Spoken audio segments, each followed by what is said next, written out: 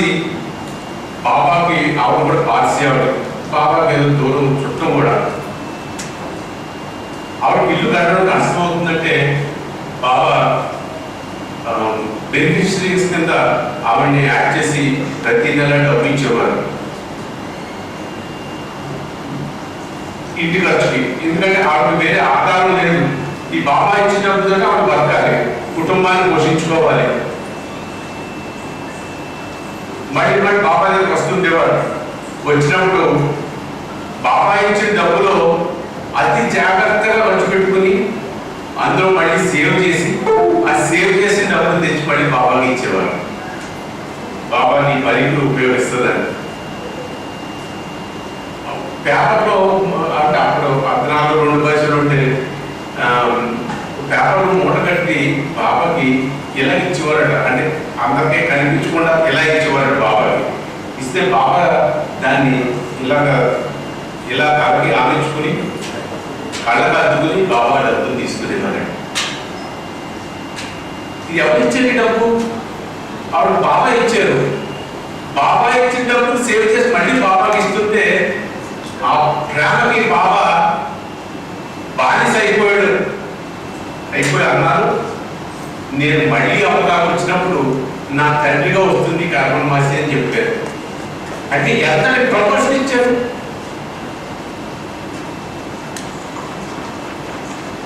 వచ్చే అవతారంలో ఆయన ఈ కర్మన్మాసి అవతార పురుషుడు తండ్రిగా ఉంటుందట. ఆవిడ దీని మించిన గొప్ప అదృష్టం ఏముంది? అంటే ఇది మన ప్రాక్టికల్ గా మనం చూస్తున్నాం. అంటే మనం వింటున్నాం, ఇప్పుడు జరిగిన విషయాన్ని మనం వింటున్నాం.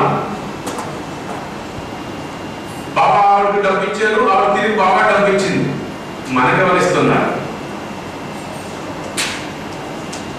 మనకిచ్చేది కూడా ఆయనే. కర్మన్మాసి లాంటి జీవితాలు బాబా ప్రేమికులు అందరికీ కావాలి. నీ బాధ్యతలు నిర్వహించు, నీ బాధ్యతలు విస్మరించొద్దని బాబా చెప్పారు. మనకు అందిస్తున్న తండ్రికి మనం ఇచ్చింది ఏదో మనం ఉదాహరణగా ఇవ్వట్లేదు. అది ఏం పెద్ద గొప్ప విషయం కాదు. కానీ అవతార పురుషుడిని మన జీవితంలో భాగస్వామ్యం చేసుకోవాలి. మన జీవితంలో ఆయన భాగస్వామి స్వామిగా ఆయన పూర్తిగా మనం తీసుకోవాలి. సృష్టికర్తను ఎప్పుడైతే మన భాగస్వామిగా మన ఫ్యామిలీ మెంబర్గా తీసుకుంటామో తీసుకున్న ప్రతిదీ సృష్టికర్తకు ప్రతిదీ కూడా మన బాధ్యత.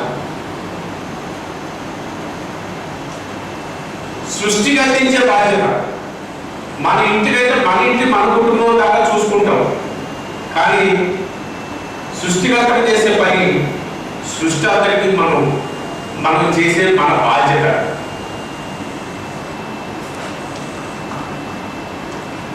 ఇక ఇందాక మనం 12 బాబా ఇచ్చిన ఇంపార్టెంట్ స్థలాలు చెప్పాం. అందులో ఒకటి టోకాలో బాబా ఆశ్రమం పెట్టారు. ఇప్పుడు సమాధి గుమ్మం ఏదైతే ఉందో ఈ గుమ్మాన్ని బాబా ఒక ఆశ్రమం కోసం చేయించారు.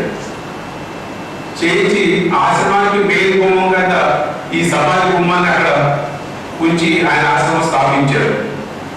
స్థాపించి ఆయన పనిచేస్తూ ఉన్నారు. అది అక్కడ స్థలాన్ని ఒక 5 ఎకరాల స్థలాన్ని లీజుకు తీసుకున్నారు.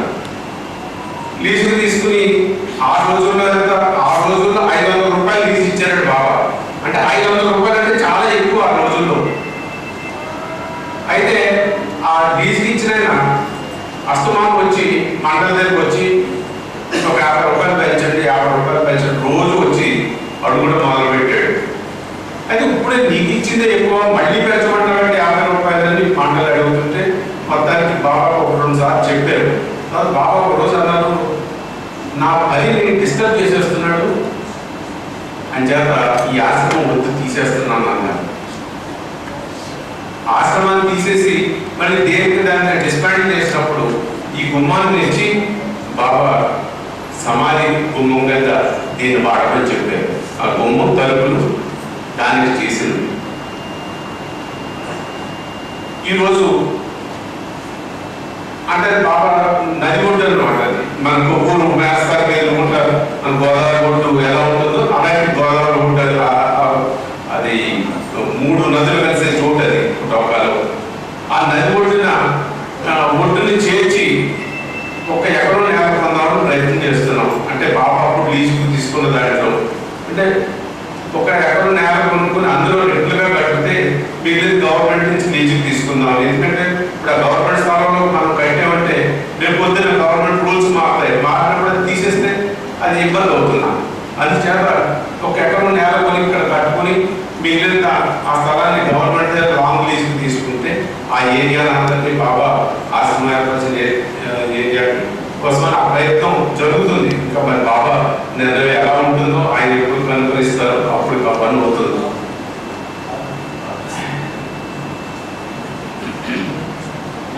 ఇక బాబా పనిలో పాల్గొనడం,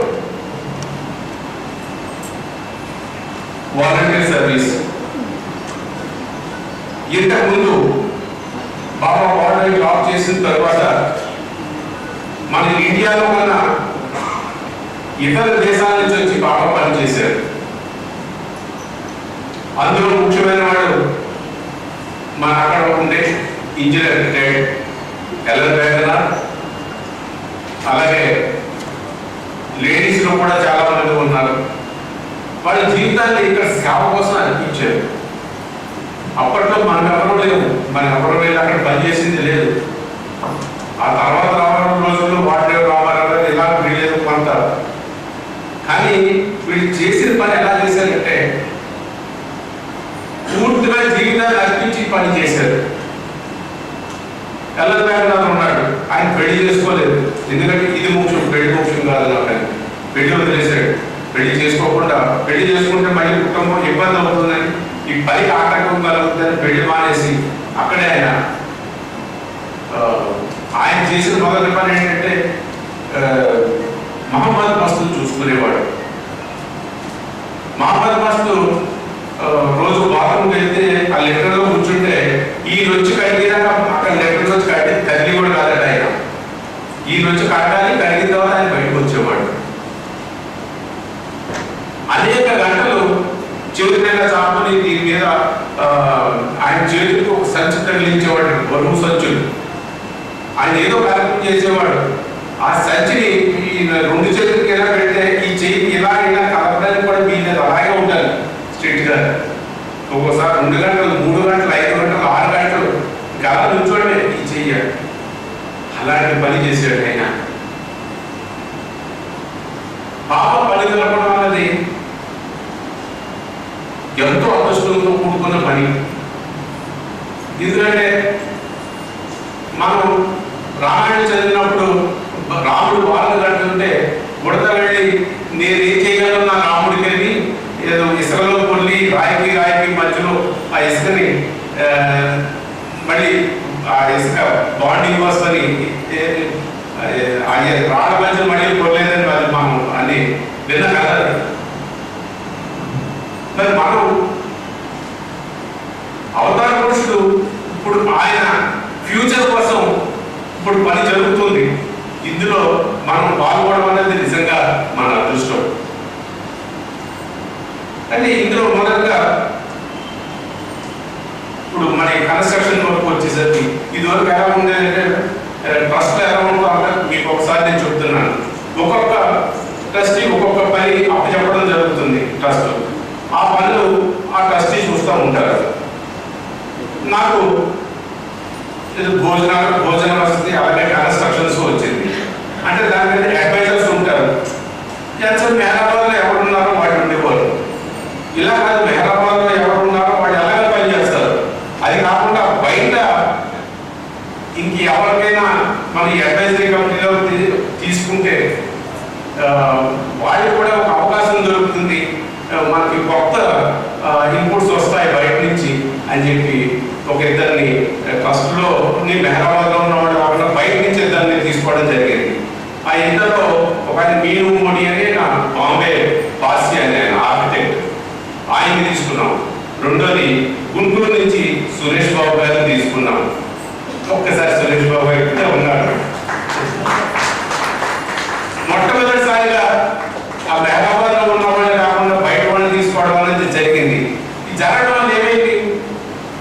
హాస్టల్ రెనోవేషన్ జరిగింది, రూఫ్ అది మార్చి అన్ని చేసాం, బాత్రూమ్ చేసాం.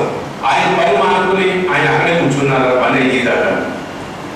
అలాగే బాబా ఇల్లు పంకిన్ హౌస్, దానికి రిపేర్లు అంటే పాతది అయిపోయింది, దాంట్లో ఏదో వాటర్ వస్తుంటే వాటర్ రాకుండా చేయడం, ఈ పనులన్నీ కూడా ఆయన దగ్గర నుండి చేశారు.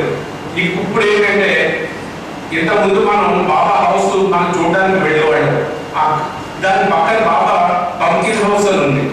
ఆ పంకిన్ హౌస్ ఏంటంటే బాబా పుట్టింది ఆ పంకిన్ హౌస్ లో.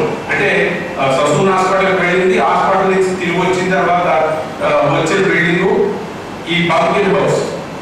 తర్వాత కుటుంబం పెద్దదవుతుందని ఆ పంకిన్ హౌస్ ఎదుగునప్పుడు మనం ఎప్పుడు మనం చూసే బాబా హౌస్ ని వాళ్ళు పండడం జరిగింది. ఈ పంకిన్ హౌస్ మనం అందరం వెళ్ళినప్పుడు దానికి ఆ దర్శనానికి వీలుగా ఏర్పాటు చేస్తున్నాం. బహుశా చాలా వరకు పని అయిపోయింది, ఇంకా కొద్దిగా ఉంది, ఏదో ఈ వచ్చే వారంలో అయిపోయింది. ఈ మూలకి రెడీ చేద్దామని అనుకుంటున్నాం. అంతేకాకుండా అక్కడ వచ్చిన వారందరూ ఒక వాలంటీర్స్ని పూనాలో వాలంటీర్స్ని తయారు చేసి వాలంటీర్స్ పెడితే మన మూనానికి అమర్దీప్కి చాలా మంది వస్తారు. చాలా మంది వచ్చి అది లాకేస్ ఉందని చెప్పి చాలా డిసప్పాయింట్ అవుతున్నారు. అలా కాకుండా కొంచెం అందరికీ దర్శనం కోసం ఏర్పాటు చేయడానికి ప్రయత్నాలు జరుగుతున్నాయి. అలాగే గురుప్రసాద్ ఉంది. గురుప్రసాద్లో ఇంతకుముందు ఎవరో ఉండేవారు, దాని తర్వాత అంటే మనకి మరాఠీ తప్ప ఇంకో భాష రాదు, ఇంతకుముందు ఉన్నవాళ్ళు వాళ్ళు పెద్దవాళ్ళు అయిపోయారు. సరే అది అయిపోయిన తర్వాత నాకు ఆ గురుప్రసాద్ రిక్వెస్ట్ చేసినప్పుడు ఎవరైనా తెలుగు వచ్చిన వాళ్ళు వచ్చి ఇక్కడ ఉండిపోతే బాగుంటుందని అనుకున్నాను. బాబా ఏం చేశాడంటే ఒక కుటుంబాన్ని పంపించాడు. ఒక లేడీ ఇప్పుడు అక్కడ ఉంటున్నారు, వాడు ఎప్పుడో తెలుగు వాడాడు, వాడు తాత ఉన్నాడు మన సిరిసిల్ల దగ్గర వాడి ఊరు. వాడు ఎప్పుడు పూనా వెళ్ళిపో సెటిల్ అయిపోయారు. ఆవిడ వచ్చి ఇప్పుడు కేర్ టేకర్గా ఉంటుంది.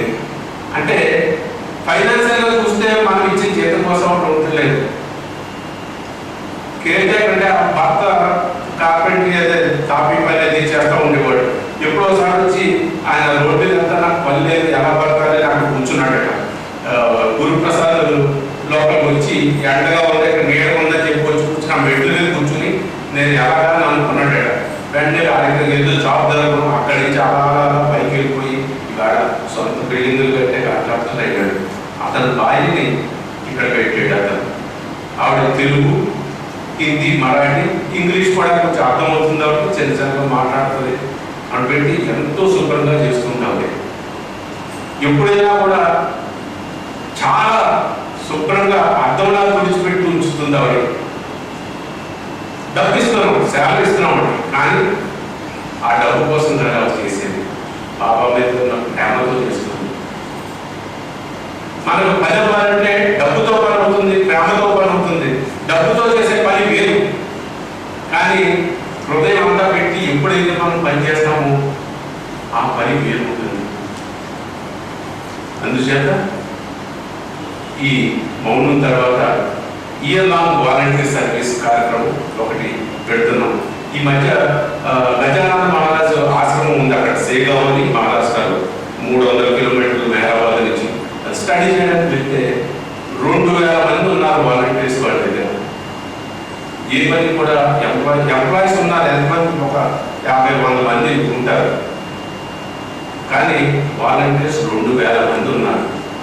వాళ్ళు నెలలో వాళ్ళకి 5 రోజులే 5 రోజులు వాళ్ళకి భరిస్తారు. మిగిలిన 5 రోజుల తర్వాత మళ్ళీ వాళ్ళ ఇంటికి వెళ్ళిపోయి మళ్ళీ నెలలో వచ్చి 5 రోజులు. ఇలాగా నెక్స్ట్ 3 సంవత్సరాల దాకా అక్కడ వాలంటీర్షిప్ దొరకదు. కొత్త వాళ్ళు రిజిస్టర్ చేసుకుంటూ 3 సంవత్సరాల తర్వాత ఛాన్స్ వస్తుంది. అంతమంది ఉండి ఎంతో చక్కగా చేస్తున్నారు. అలాగే అంటే ఆ గజానంద మహారాజ్ సంస్థానంలో ఇది అవతార పురుషుని యొక్క సంస్థానం, ఇది సృష్టికర్త యొక్క సంస్థానం. దీనికి ఎంతమంది ఉండాలి వాలంటీర్స్ అంటే? మనం అమర్దీప్ వెళ్తున్నాం, సర్వీస్ చేస్తున్నాం, మౌనానికి వచ్చినప్పుడు కూడా మనం సర్వీస్ చేస్తున్నాం, కానీ అలా కాదు. మనందరం కూడా సంవత్సరంలో 8 రోజులను పెట్టుకుందాం. చెప్తాం. ఆడ మగ అందరూ కూడా. ఎందుకంటే ఈ అదృష్టం ముందు ముందు రోజుల్లో ఈ అదృష్టం కావాలన్నా దొరకదు. ఇదివరకు సమాజం వెళ్తే మేము అంటే ఇంకా 20 సంవత్సరాల ముందు అప్పుడు అయితే 3 గంటలు 4 గంటలు సమాజంలో కూర్చున్నా ఎవరు వచ్చేవాళ్ళు ఉండేవాళ్ళు కాదు. అలా ఒక్కడు కూర్చున్నవాడు. ఇవాళ సమాజంలో కూర్చోవడానికి చూడకూడదు, అవకాశం లేదు సమాజంలో కూర్చోవడానికి. ఇలా రోజులు మారిపోతాయి. ఎందుకంటే బాబా ఏం చెప్పారంటే 70 సంవత్సరాలకి ఆయన బాడీ డ్రాప్ చేసిన 70 సంవత్సరాలకి ప్రపంచంలోనే యాత్రా స్థానం పొందుతారు. ఇంకెన్నాడు 70 సంవత్సరాలు అంటే అంచేత ఏ అవకాశాన్ని మనం వదులుకోకూడదు. ఏ అవకాశాలు వదులుకున్నా జీవితంలో మనం కోల్పోతాం. అలాగే బాధ్యతలు మర్చిపోయి బాధ్యతలు విస్మరించి కూడా మనం పని చేయకూడదు. ఎందుకంటే బాబాకి ఇష్టం ఉండదు. ఆయన మహేశ్వరాన్ని చెప్పిన మొట్టమొదటి విషయం ఏంటంటే నీ బాధ్యతను నువ్వు విస్మరించవద్దు. బాధ్యత విస్మరించకుండా చేస్తే ఎలా అంటే టైం లేదు ఇంకా అలా చెప్పుకుంటానే. కానీ మనకు అక్కడ కావాల్సింది ఏంటంటే అన్ని రకాల పనులు చేసేవాళ్ళు కావాలి మనకి. ముఖ్యంగా పరిశుభ్రంగా ఉంచుకోవాలి మెహరాబాద్, ముఖ్యంగా లోయల్ మెహరాబాద్ అని. మీరు మెహరాబాద్ వచ్చినప్పుడు బాబా ఉండగా పదే పదే చెప్పేవారు, నువ్వు నా దగ్గరకు వచ్చినప్పుడు నీ ఇంటి గురించి కానీ నీ వ్యాపారం గురించి కానీ నీ ఉద్యోగం గురించి కానీ నువ్వు అస్సలు ఆలోచించద్దు. పూర్తి ఫోకస్ అంతా నా మీద పెట్టు. నువ్వు ఎప్పుడైతే నా మీద ఫోకస్ పెట్టి నా దగ్గర కూర్చున్నావో అక్కడ నీ పని ఏంటో నేను చూస్తానని చెప్పారు బాబా. అంచేత మీరు మెహరాబాద్ వచ్చినప్పుడు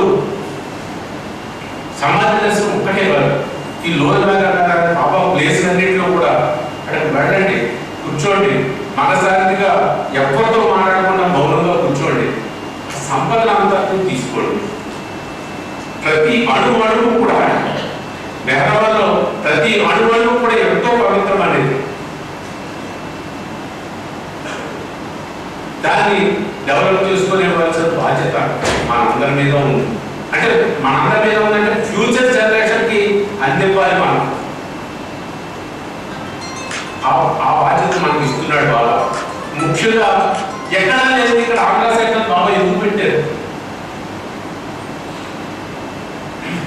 ఆంధ్ర ఇస్ మై హెడ్ అన్నారు బాబా. చెప్పారు ఆయన పనిలో డబ్బే కాదు, సేవ.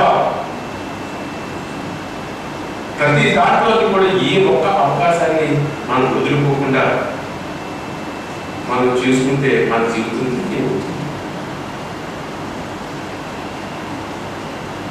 ఇంకొక 2 విషయాలు చెప్తున్నాను. అంటే 12 అన్ని పనులే. ఒక ఎలక్ట్రాన్ ఒక విషయం చెప్తున్నాడు. వంటలు ఇంట్రెస్ట్ ఉన్నవాడు అందరినీ రమ్మని నేను వంటలు చెప్తాను.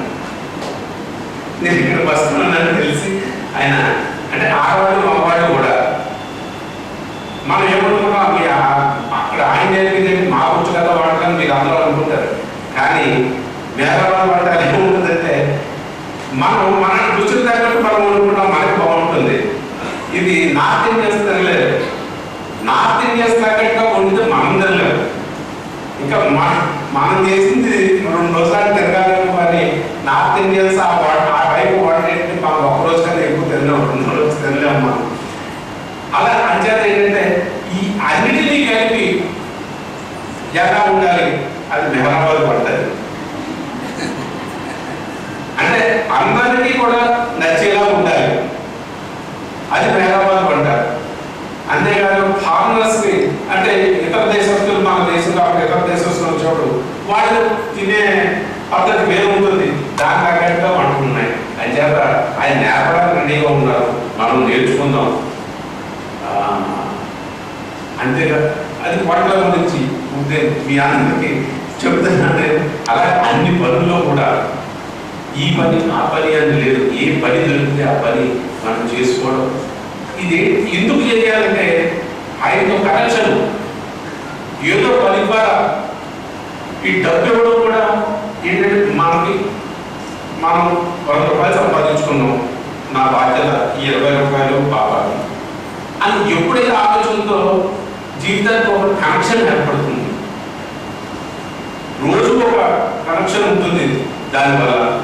అలాగా ఆ విధంగా అవతార పురుషులతో మనం కనెక్షన్ పెట్టుకుని జీవితం గడిపితే అంతకు మించిన జీవితం లేదు. ముందు ముందు తరాలకి మన జీవితాలు ఉదాహరణ అవ్వాలి. అవతారుడైన బాబాకి జయ. सर्वसिद्धिमय भगवान मेहरबान, सर्वलोकेश अवतार मेहरबान, सर्व आत्मा दिव्य परमात्मा, सर्व हृदय दिव्य आध्यात्मा, सर्वसिद्धिमय भगवान मेहरबान, सर्वलोकेश अवतार मेहरबान, सर्व आत्मा दिव्य परमात्मा, सर्व हृदय दिव्य आध्यात्मा. रामुडु नीवे, कृष्णुडु नीवे, महामतु नीवे, कृष्ण प्रभु. रामुडु नीवे, कृष्णुडु नीवे, महामतु नीवे, कृष्ण प्रभु. दिव्य प्रेम स्वरूप मेहरबान, दिव्य प्रेमावतार मेहरबान, दिव्य आनंद प्रेम सागर, दिव्य प्रेमानुभूति प्रदायक, सर्वसिद्धिमय भगवान मेहरबान, सर्वलोकेश अवतार मेहरबान, सर्व आत्मा दिव्य परमात्मा, सर्व हृदय दिव्य आध्यात्मा. सत्यमु नीवे, नित्युड नीवे, सकलारूढ नीवेरा. सत्यमु नीवे, नित्युड नीवे, सकलारूढ नीवेरा. पंच सद्गुरुले निन्नु पिलुवगा, परम प्रेम प्रसादము నీయగా. ఆత్మజాగృతినే అందరును పొందగా, అవతరించితివి అల్లా మెహర్బాన్. సర్వసిద్ధిమయ భగవాన్ మెహర్బాన్, సర్వలోకేశ అవతార్ మెహర్బాన్, సర్వ ఆత్మాల నీవే పరమాత్మా, సర్వ హృదయ నీవే ఆధ్యాత్మా. అవతార్ మెహర్బానీ జై. అవతార్ మెహర్బానీ జై. ఇప్పుడు చాలా చాలా మంచి విషయాలు, అవసరమైన విషయాలు విన్నామని అనిపించింది నాకు. రొటీన్ సహవాసాలే కాకుండా బాబా విషయాలు, బాబా అంబిషన్స్ మనకు అర్థమైనట్టు అనిపించింది. ఇప్పుడు ప్రసాద్ గారు చెప్పినట్టు ట్రస్ట్ యొక్క కార్యక్రమాలు, బాధ్యతలు, అవసరాలు చాలా జాగ్రత్తగా చక్కగా చెప్పారు, అర్థమయ్యేట్టుగా. Thank you sir. అలాగే రాజేంద్ర గారు చెప్పారు, ఇన్నాళ్ళలో అవసరం వచ్చిందని తలుపు తీశారు, ఇన్నాళ్ళ ఇప్పుడు తీయా. మరి ఆ అవకాశాన్ని కనుక మనం వదులుకుంటే మళ్ళీ మనం వెనక్కి అంటే అనిపించింది, అవుతుందేమో అని నాకు కూడా అనిపించింది. మరి ఈ సందర్భంగా చిన్న చంద్రుడికి నోరు పోగలాగా ఈ అవసరంలో మా వాళ్ళు ఒక చంద్రుడికి నోరు పోగలాగిస్తే బాగుంటుంది అనిపించి మా సెంటర్ దగ్గర చిన్న ఒక టోటి కాఫ్లో ఫేమస్ చేయవచ్చున్నాం. ప్రసాద్ గారిని బాబా గారి కార్యవర్గ సభ్యులు ఎవరంటే అందరూ స్టేజ్ దగ్గరికి కార్యవర్గ సభ్యులు ఎవరంటే వాళ్ళు కూడా స్టేజ్ మీద రాసుకొచ్చున్నాం. అవిష్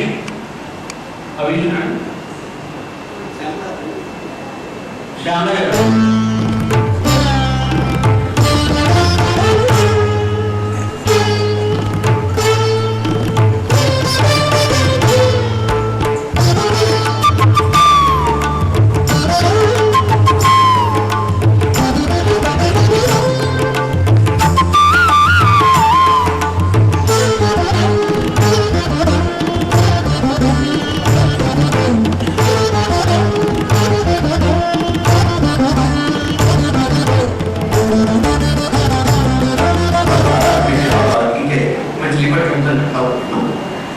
మాకు బాబా ఒక అవకాశం ఇచ్చారు కాబట్టి ఒక 5 లక్షల రూపాయలు ట్రస్ట్కి డొనేట్ చేయాలని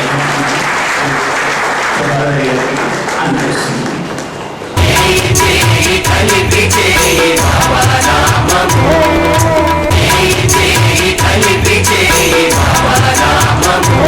బాబా గారి ఫ్యామిలీ వాళ్ళ హబీష్ వాళ్ళ అబ్బాయి అందరూ కలిసి ఒక 2 లక్షల రూపాయలు డొనేషన్ ఇచ్చారు.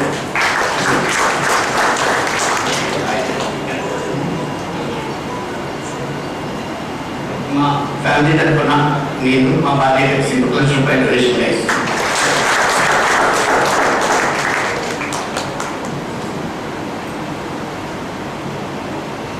ఇంకా ఎవరైనా లంచ్ చేయగలిస్తే చేయాలంటే రావచ్చు. తర్వాత లంచ్ అయిన తర్వాత కూడా మీతో యాక్చువల్గా ఇది ఇక్కడ ఇచ్చి అనౌన్స్ చేయక్కర్లేదండి. అనౌన్స్ ఇన్స్పిరేషన్గా ఉంటుంది, నలుగురికి తెలుస్తుంది ఈ కార్యక్రమాన్ని ఉద్దేశంతో ఇక్కడికి వెళ్ళడమే అని ఇలా భావించవద్దు. కానీ అందరూ కూడా ఇప్పుడు కాకపోయినా ఈ వచ్చిన అవకాశాన్ని ఉపయోగించుకోమని నేను చాలా పూర్వకంగా కోరుతున్నాను. Thank you. అట్లాగే ప్రేమ వీళ్ళు తీసుకోవాల్సిందిగా సభ్యులందరినీ కోరుతున్నాను. ఇలా